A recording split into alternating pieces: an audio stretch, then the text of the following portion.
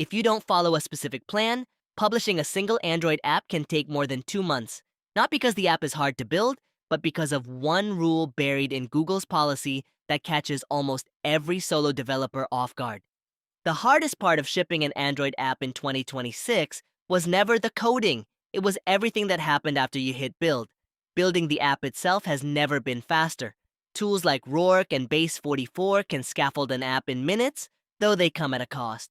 Doing it yourself locally with Claude or ChatGPT is far cheaper and just as fast if you know what you're doing. Search YouTube, and you'll find hundreds of tutorials on building an app. You'll find almost none on what happens after. Assuming you're using React Native with Expo, once you have a bare minimum working build, create a production build, and generate your AAB file.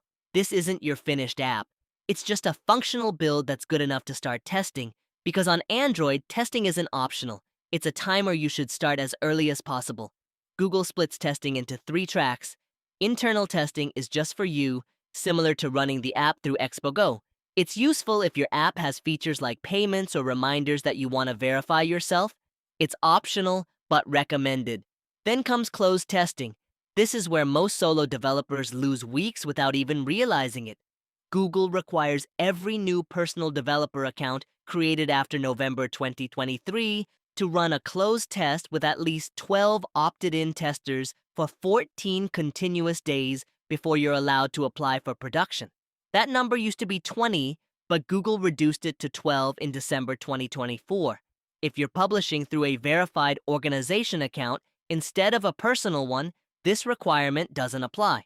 Unfortunately, most solo developers don't have that option. So where do you find 12 testers if you don't have an audience or developer friends? There are 2 options. The first is paid, using platforms like Fiverr by searching for Google Play closed testing. The second option is free through mutual testing communities. These platforms let you test 12 other people's apps for 14 days, and in return, they test yours. Here's the catch. These platforms enforce their own rules to keep the exchange fair, not Google's. Most require you to open each app for around 30 seconds every day. Miss a day, and the platform can block others from testing your app. Google itself never specifies an exact amount of usage. What Google actually cares about is much simpler. Did your testers genuinely use the app, or did they just install it and never open it again? These communities exist to make sure it's the former. Here's the part that changes everything. Start your closed test before your app is finished, not after. Those 14 days can run in parallel while you continue building your app. In 2026, with the tools we have today, that's usually more than enough time. Finish the app while your testing clock runs in the background, and by the time your app is ready, your testing requirement is already complete. Wait until you're done building, and you've just added another 14 unnecessary days to your launch timeline. After closed testing, you'll also see an option for open testing. This makes your app available to a much larger group, sometimes even the public.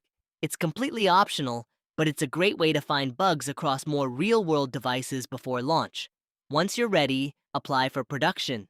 Google usually reviews submissions within 7 days. One mismatched detail in your app's listing, whether it's the category, description, or policy information, can lead to a rejection. And a rejection usually means waiting through another review cycle. So if you do development and testing in parallel, that's about 21 days in total. Not fast, but much faster than finding out about the 12 tester requirement after you've already finished building your app. This is the exact process I followed to publish Thirsty Pals on the Google Play Store. If you want to see what it looks like on the other side of those 21 days, the link is in the description.